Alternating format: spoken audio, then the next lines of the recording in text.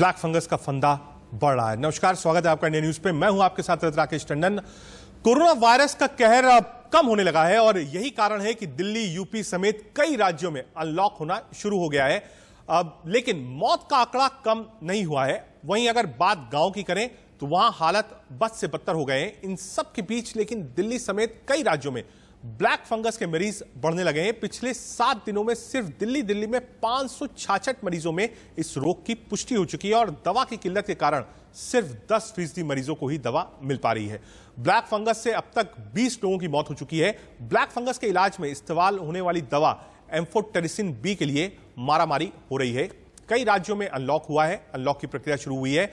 गांव में कब सुधरेंगे हालात, ये एक बड़ा सवाल बना हुआ है। मौत का सिलसिला जारी है। जो संक्रमण का दर है वो नीचे गया, लेकिन मौत का जो सिलसिला है वो नंबर्स रुक नहीं रहे।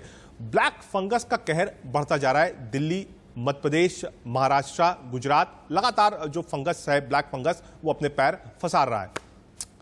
कितने राज्यों में ब्लैक फंगस को महामारी के रूप में घोषित किया गया है, ये आपको बता रहे हैं। दिल्ली, हरियाणा, मध्य प्रदेश, हिमाचल प्रदेश, कर्नाटक, यूपी, पंजाब, गुजरात, तमिलनाडु, राजस्थान, उड़ीसा, बिहार, चंडीगढ़, उत्तराखंड और तेलंगाना, यहां पर महामारी यानी एपिडेमिक के तहत इसको घोषित किया गया है। ब्लैक फंगस की दवा क्या है? एम्फोटेरिसिन बी यानी लेमोसोपॉल या आइट्रोजॉल, ये 3 दवाई हैं जो ब्लैक फंगस को ट्रीट करने में काम आती हैं। ब्लैक फंगस के कहां कितने केसेस है, राज्यों के हिसाब से आपको बता दें। गुजरात में 4000 केसेस है, महाराष्ट्र में 3200 केसेस है, मध्य प्रदेश में 1200 केसेस है, उत्तर प्रदेश में अब तक 760 केसेस आए हैं, दिल्ली में 813 केसेस हैं, पंजाब में 4124 केसेस हैं और बिहार में 415 है। ये 28 मई तक का आंकड़ा है राज्यों के हिसाब से जो हमने आपको बता रहा। कोरोना नहीं, फिर भी ब्लैक फंगस का खतरा जो है वो बढ़ता जा रहा है। मध्य प्रदेश में मरीजों का जो एंसलिस है, मतलब वो बढ़ता जा रहा है। मरीज ऐसे जिनमें 60% पाया गया है। मरीज ऐसे जिनमें डायबिटीज, कमजोर इम्यूनिटी या कॉम्प्रोमाइज्ड इम्यूनिटी है, उनको ब्लैक फंगस जल्दी पकड़ रहा है। 27% वो मरीज हैं जिनको स्टेरॉयड देने के बाद इन्फेक्शन हुआ है, यानी कोविड था, उसका स्टेरॉयड दिया गया, फिर उनको ब्लैक फंगस हुआ। 25% वो मरीज हैं जिन्हें कोरोना इलाज के दौरान ऑक्सीजन दिया गया, चाहे सपोर्ट दिया गया हो, चाहे कंसंट्रेटर का यूज किया गया, उनमें हुआ है। 75% वो मरीज हैं जो कोरोना इलाज के दौरान ऑक्सीजन जिनको नहीं लगी है। ऐसे भी 75% मरीज हैं जिनको ब्लैक फंगस हुआ है, जो ज्यादा दिन तक अस्पताल में रहे या स्टेरॉयड में रहे या फिर उनकी इम्यूनिटी कॉम्प्रोमाइज थी। फंगल महामारी का अटैक क्या है आपको बता रहे हैं। कौन कौन से फंगस हैं? फंगस में भी कई कैटेगरीज आ गई हैं। ब्लैक फंगस है, व्हाइट फंगस है, येलो फंगस है, ग्रीन फंगस है। जी हाँ, ये 4 आप कह सकते हैं फंगस है जो भारत में जिसके केसेस जो है लगातार बढ़ते जा रहे हैं। ठीक है, हमारे साथ ध्वज आर्य आप जयपुर से जुड़ रहे हैं, साथ ही साथ doctor DK Gupta CMD Felix hospital के जुड़ रहे हैं। आप दोनों का बहुत स्वागत है। डॉक्टर डीके गुप्ता सीएमडी है फिलिक्स हॉस्पिटल के, बहुत स्वागत है। और ध्वज आर्य हमसे जुड़े हैं जयपुर से। एक बार पहले ध्वज आपका रुख कर लेते हैं। ध्वज, कितने केसेस हैं? क्या सरकार अब रिपोर्ट कर रही है केसेस को? हमने और स्टेट्स में देखा है कि ब्लैक फंगस के या फंगल इन्फेक्शन के जो भी केसेस हैं वो रिपोर्ट करने को कहा गया है। क्या रिपोर्टिंग शुरू हुई है राजस्थान में? क्योंकि पहले आपने बताया था कि इसकी रिपोर्टिंग नहीं है, आंकड़े नहीं दिए जाते। तो पहला, क्या रिपोर्टिंग शुरू हुई है? कितने केस हैं? क्या डेडिकेटेड हॉस्पिटल्स बनाया गया है? क्या डॉक्टर्स की टीम इस पर काम कर रही है? और एम्फोसेटिन जो इंजेक्शंस हैं वो कितने उपलब्ध हो रहे हैं राजस्थान में? ध्वज। देखिए, सबसे पहले हम बात करते हैं रिपोर्टिंग की। रिपोर्टिंग फिलहाल अभी सरकार की तरफ से जो आंकड़े हैं वो नहीं दिए जा रहे हैं, लेकिन ये माना जा रहा है कि 1 से 2 दिन में जो आंकड़े हैं ये दिए जाएंगे।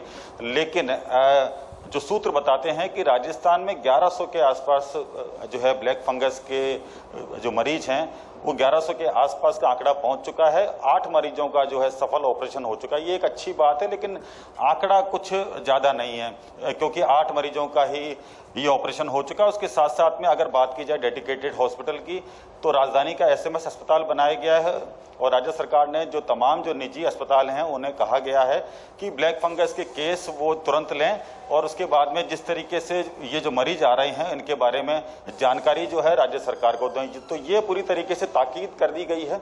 और उसके साथ साथ में जो इसके इंजेक्शन है उसके लिए केंद्र सरकार से लगातार जो है इनकी तरफ से मांग की जा रही है, लगातार चिट्ठी लिखी जा रही है।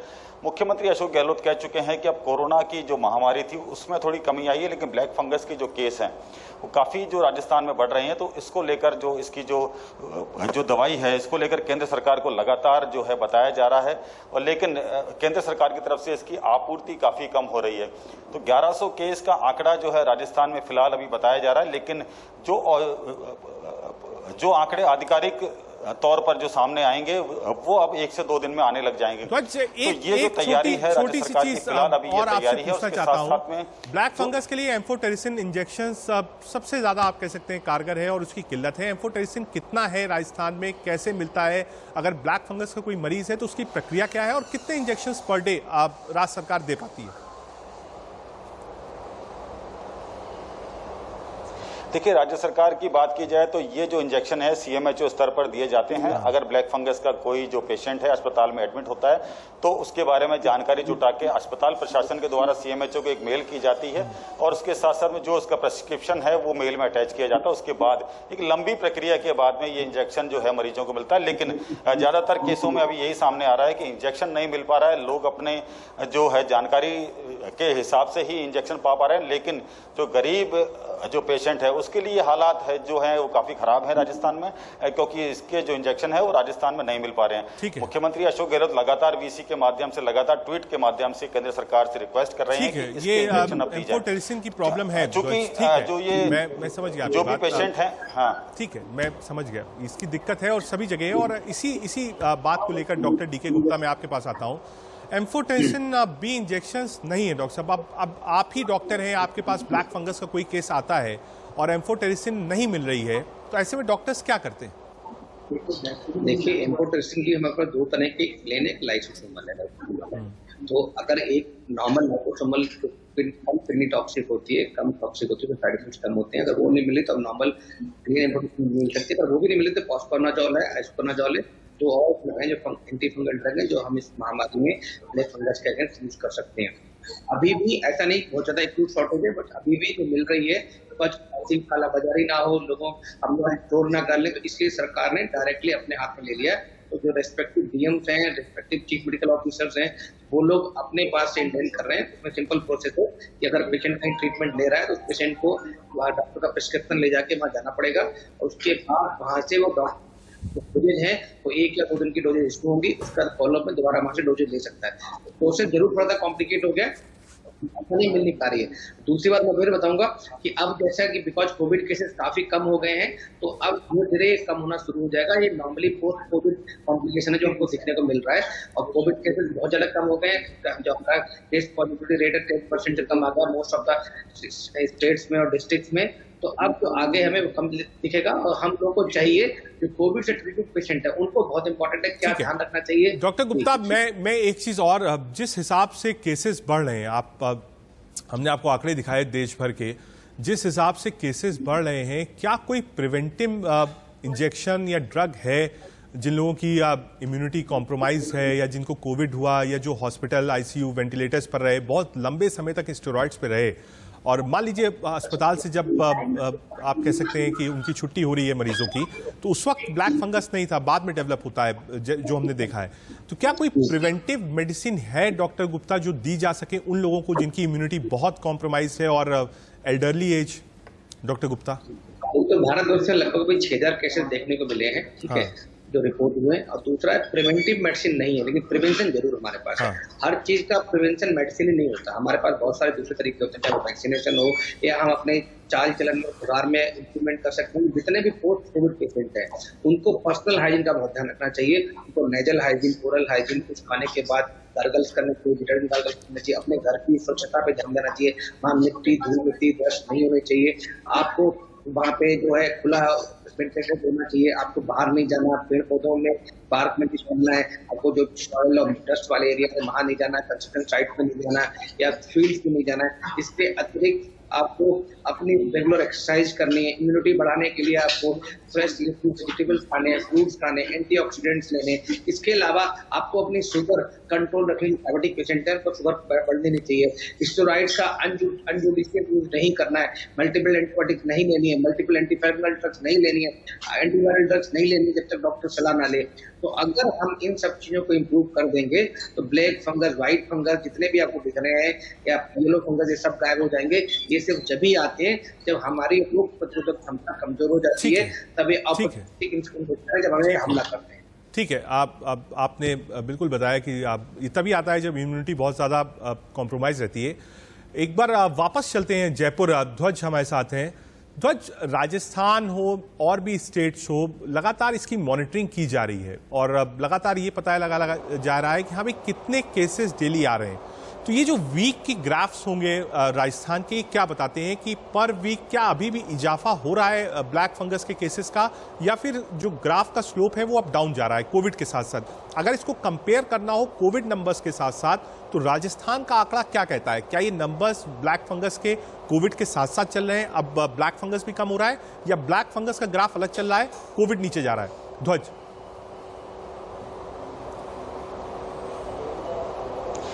देखिए, अगर वीकली जो आंकड़ों की बात की जाए, जैसा कि मैंने आपको बताया कि अब तक के जो आंकड़े हैं, पिछले 1 महीने के आंकड़े, हालांकि आंकड़े अभी आधिकारिक तौर पर नहीं है, लेकिन जो आंकड़े अभी आए हैं ये 1100 के आसपास के आंकड़े हैं और आंकड़े लगातार बढ़ते जा रहे हैं।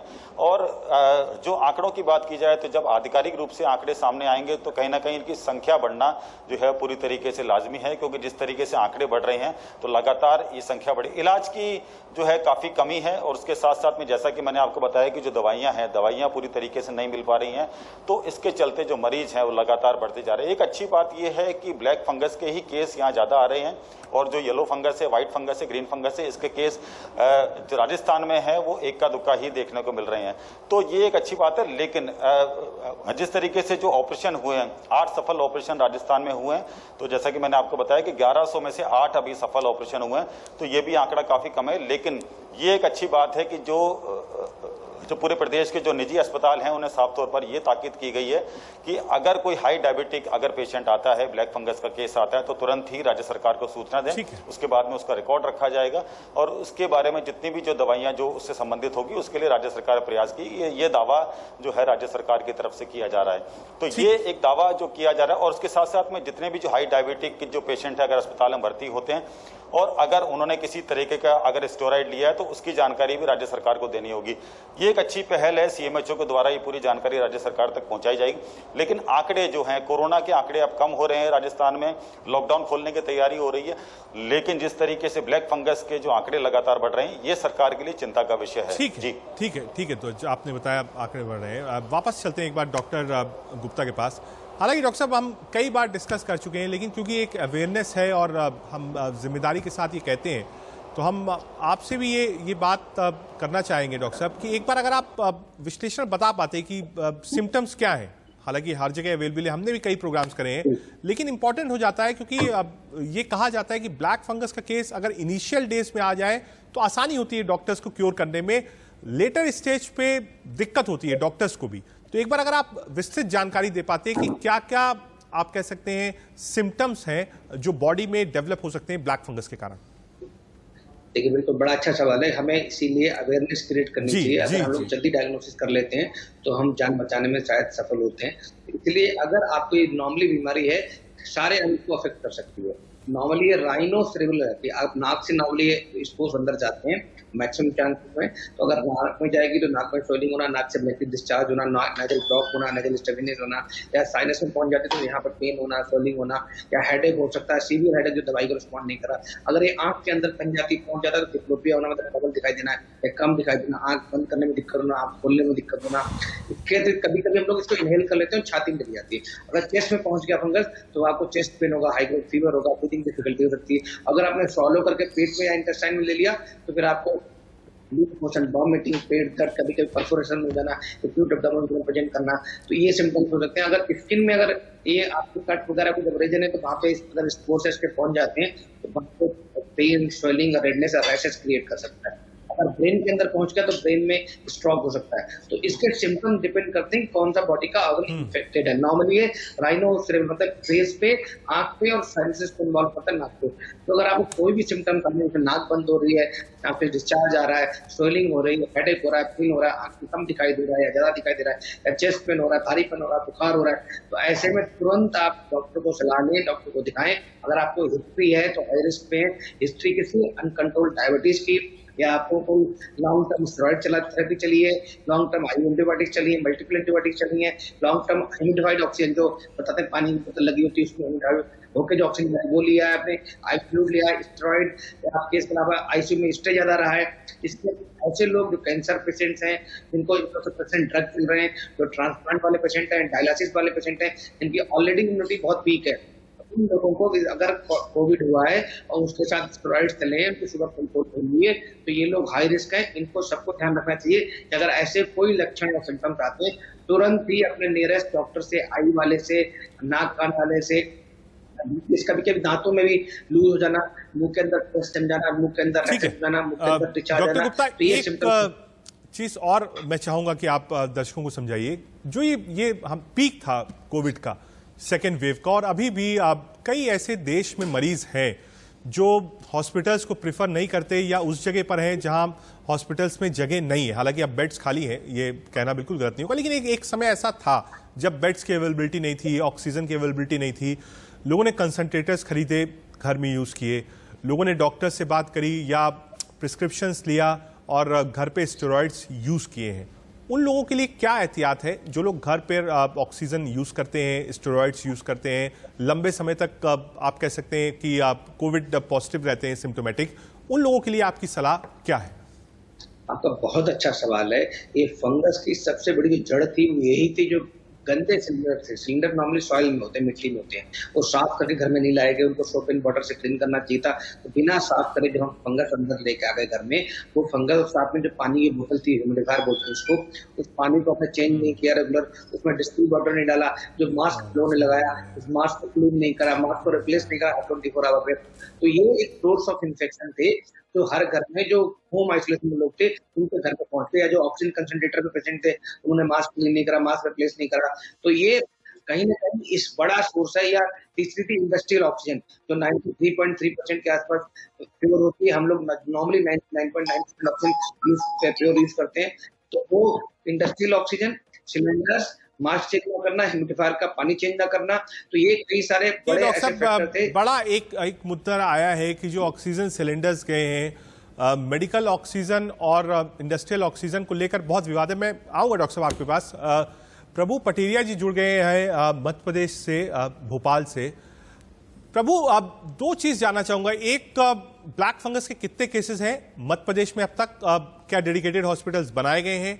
कैसे काम चल रहा है? क्या कोई टीम लगी है? और एम्फोटेरिसिन इंजेक्शन जो है उसकी अवेलेबिलिटी क्या है? एक खबर ये भी आई थी मध्य प्रदेश से कि मध्य प्रदेश उत्पादन करने जा रहा है एम्फोटेरिसिन का और रॉ प्रोडक्ट मंगाया गया है। साथ ही साथ एक खबर और थी जो जबलपुर से ग्रीन फंगस का एक मेंशन आया था। प्रभु पटेरिया। बिल्कुल, यदि मैं कहूँ मध्य प्रदेश में तो 1300 से ज्यादा केस हैं अभी ब्लैक फंगस के। इसके लिए डेडिकेटेड हॉस्पिटल या डेडिकेटेड वार्ड बनाए गए हैं। जितने भी मेडिकल कॉलेज है मध्य प्रदेश के गवर्नमेंट, सारे मेडिकल कॉलेज में डेडिकेटेड वार्ड बनाए गए हैं। और इसको पकड़ने के लिए, फंगस जांच के लिए पूरे प्रदेश के जो 52 जिले हैं, सभी जिलों में सरकार की तरफ से नेजल इंडोस्कोपी का काम कराया गया है। सभी जगह पर कोई भी व्यक्ति यदि उसको संदेह है, जरा सा भी नाक में कहीं पर उसको सूजन है, दर्द है, आंख में कोई तकलीफ है, दांत में दर्द है, तो वहां जाकर नेजल इंडोस्कोपी करा सकता है और जांच करा सकता है। इस तरीके से अभी हम कहें कि मध्य प्रदेश में 1300 से कुछ ज्यादा केस हैं, 70 से ज्यादा मौतें इसको लेकर हो चुकी है। और इंजेक्शन की बड़ी कमी थी प्रदेश में, स्वाभाविक तौर पर पूरे देश में कमी थी, लेकिन मध्य प्रदेश सरकार ने एक नया प्रयोग किया, जैसा कि उन्होंने कोविड के दौरान रेमडेसिविर के लिए किया था। प्लेन से इंजेक्शन मंगवाने का काम सरकार ने किया है और हेलीकॉप्टर से या प्लेन से ही उनको डिस्ट्रीब्यूट कराने का काम किया है। ठीक है। प्रभु जी, मैं आपको एक मिनट के लिए आपको रुकूंगा। डॉक्टर गुप्ता, आप भी हमारे साथ रहिए। ग्रीन फंगस क्या है? एम्फोटेरिसिन मध्य प्रदेश में बनने जा रहा है, 20,000 इंजेक्शन बनेंगे, इसको लेकर चर्चा होगी। लेकिन फिलहाल एक छोटा सा ब्रेक, आप देखते रहिए इंडिया न्यूज।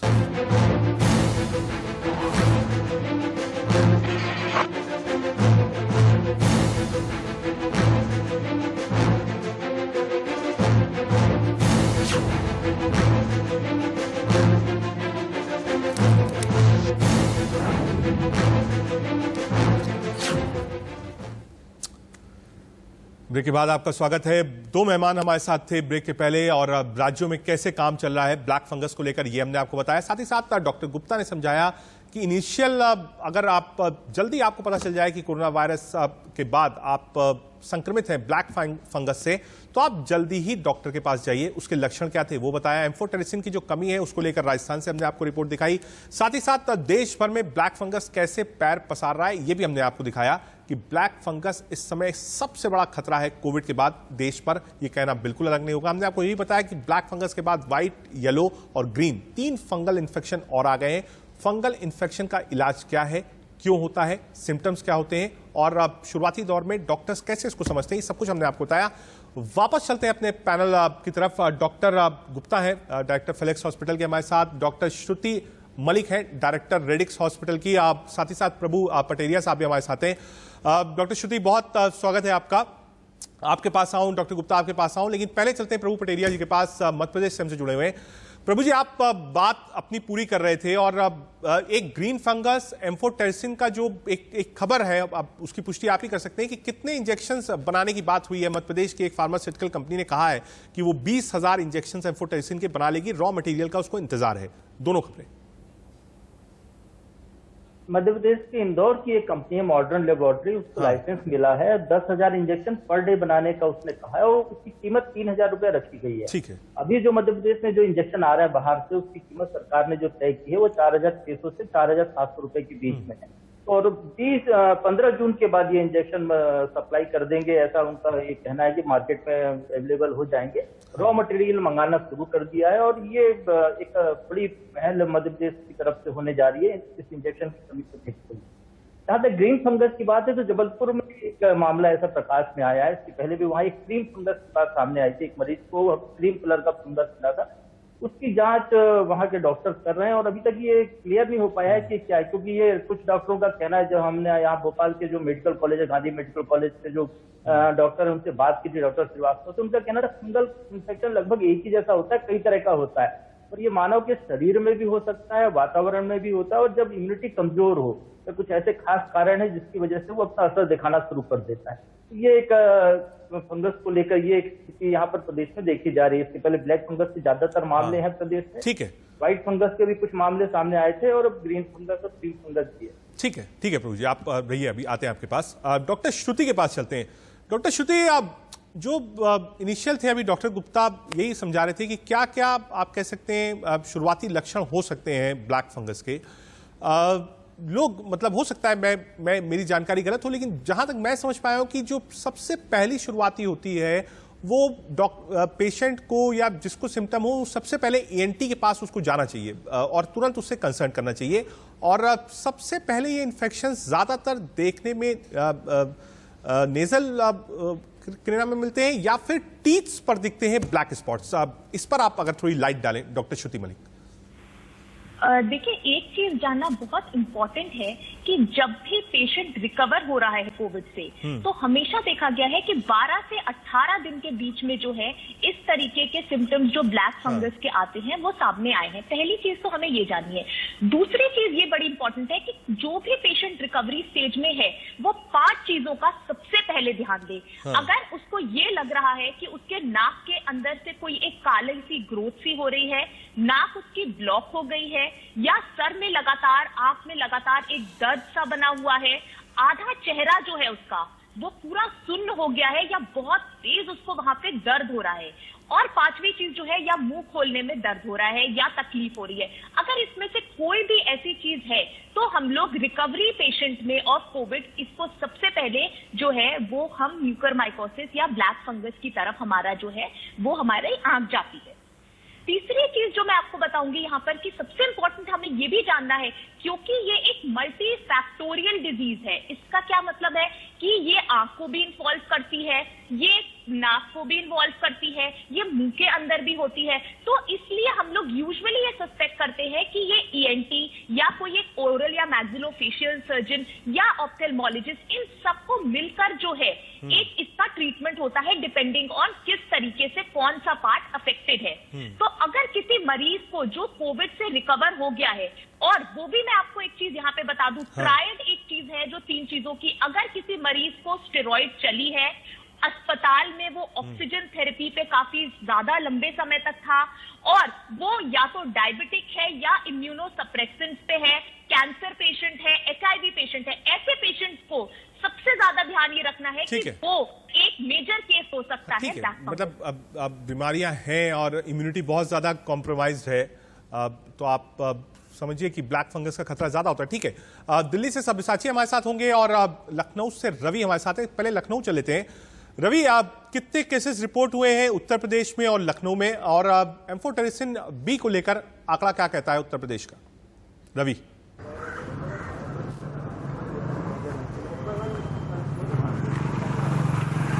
देखिए, अगर ब्लैक फंगस की बात करें तो लगातार जो ब्लैक फंगस के मरीज है वो लगातार सामने आ रहे हैं। अगर बात करें तो अगर बीते 24 घंटे के 17 मरीज और निकल कर आए हैं, यानी लखनऊ में जो संक्रमित मरीज है जो ब्लैक फंगस के, उनकी जो संख्या है वो करीब 340 के करीब हो चुकी है। तो साफ तौर पे अगर बात करें तो लगातार जो संख्या है वो लगातार बढ़ती जा रही है। हालांकि अगर सबसे बड़ी बात करें तो इसको लेकर जो वैक्सीन है उसमें उसकी थोड़ी सी दिक्कत हो रही है। साफ तौर पर अगर बात करें, सरकार ने रेड क्रॉस सोसाइटी को सारी जो दवाएं हैं वो उनको मुहैया कराने के लिए कह दिया गया, और उसके जरिए ही जहां पर जरूरत होगी वो वहां तक मुहैया कराई जाएगी। और उसके जरिए हालांकि जो संख्या जिस तरीके से बढ़ी है और लगातार जो डिमांड वो ज्यादा है, इसकी वजह से थोड़ी सी दिक्कत आ रही है।